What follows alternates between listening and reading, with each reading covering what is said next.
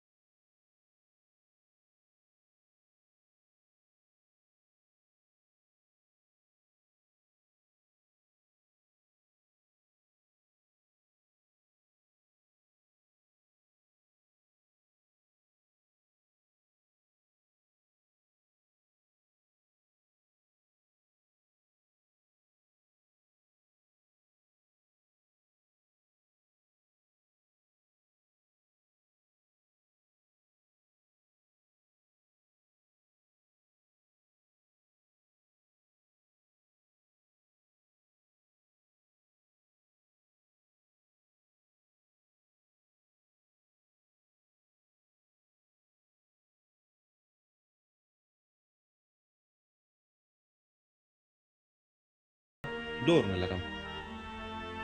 What's your father job? ستاسو د پلار دنده څه دی؟ My father is teacher. زما پلار ښوونکی دی. Can I be your friend? آیا زه ستاسو ملګری کیدای شم؟ Yes, of course. او البته. Thank you so much. ډیره مننه. Nice to meet you. له ملاقات څخه مو خوشحاله شم. Have a nice day.